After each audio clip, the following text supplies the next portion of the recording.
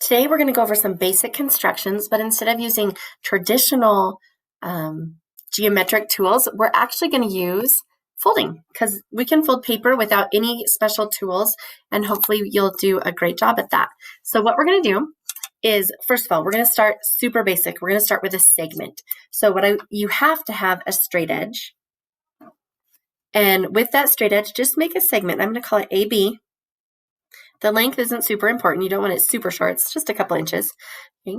And I'm going to label this like as a title. I'm going to say midpoint. Because what I'm going to do with this construction is I am going to find the midpoint of segment AB. To be able to do that using folding or the folding technique, you're going to take point A and line it up with point B. Just like you did when you were a little kid, like when you fold one end of the paper to the other end of the paper and you make a match. That's what we're doing, but from point to point. So take A and match it up with point B. And to be able to do that, I'm going to put it up into the light. And all I'm going to do, instead of making a huge crease, I'm just making sure that I'm just pushing my finger right there to the corner or where that point would be. So to be able to do this, I have my little corner right there, and I'm going to open this up and put a little marking right there, like a straight up and down mark, just so I could see it so it's more visible. And I'm going to mark this M for midpoint. So this point right here is the midpoint.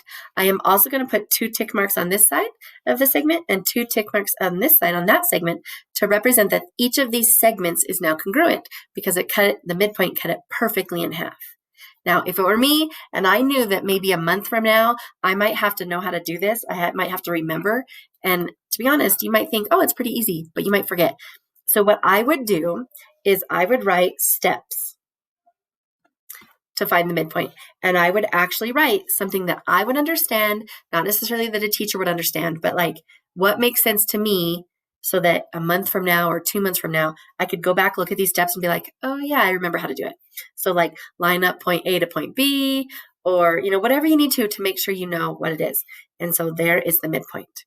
Okay. Next, we're going to do something similar to the midpoint, but it's actually the perpendicular bisector. So I'm just going to block this off just so we know that we're done with it. Again, I would have you write steps for sure that you understand. And I'm going to write perpendicular bisector, because that's what we're going to do now. To be able to do that, first, perpendicular, 90 degree. Bisector, cut perfectly in half. The midpoint, we cut perfectly in half, that segment. So perpendicular bisector, again, start with a segment, so any length. And I'm going to label it LM, just because. Okay. Now, to find the perpendicular bisector, you are going to do this exactly the same way as you found your midpoint, except for the crease. So line up L and M. Go ahead and lift up the paper so you can see it. L and M. So you do this and do that, except this time I'm going to make a long crease. Okay? So make that long crease across your paper and open that up. And I hope you can see that you have the same idea. You have that point, that midpoint, but this line is perfectly perpendicular.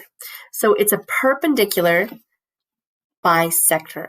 So it creates a line that is perpendicular to the original segment and it bisects the segment. So it's this line right there. That's the perpendicular bisector. Okay, and if it were me again, I would write notes. So write steps to finding the perpendicular bisector and write something so that you understand what to do. Make sure to write the whole line. Make sure to label the 90-degree angle to say, like, I know this whole thing is the perpendicular bisector. Okay, I'm done with that one. Now, I'm going to do the very last construction that we're going to do today. And I'm going to create an angle. And we're going to find the angle bisector. Whoops, I went off the page. Okay, so angle bisector. I'm going to get rid of this little part just so it doesn't distract you. Okay, almost gone. There you go. Okay, so my rays, I try to do different lengths. Notice this one's a little bit longer. I'm going to call this angle J. And I'm going to throw on some points on this angle. I'm going to say W, and this one's X. Notice I purposely made it so that JW is not the same length as JX. Because what happens, a really common mistake, is that kids try to find the angle bisector and they line up points on the angle, or they line up the arrowheads. They have nothing to do with the size of the angle because rays go on forever. And so these arrows wouldn't necessarily help you bisect it or find the angle bisector. What does help is if you take your pin and hold it right here at J. J is where the folding happens. It has to go through this vertex. But I need to line up this side with this side, not too worried about the points or the ends of those rays, but I need to line up each of these sides of the angle right here. So I'm going to make sure that fold happens at J. And I kind of make sure there's a little crease there. And I hold it up so my sides of my angles are lined up. And then I make the long crease. And when I open that, I'm hoping you can tell, one, it has to go through the vertex, and that's really light. Let me make it darker. There, I think you can see it. It has to go through the vertex, and it should look that this angle that's created and this angle that's created are congruent angles, and so that means this whole angle has been bisected.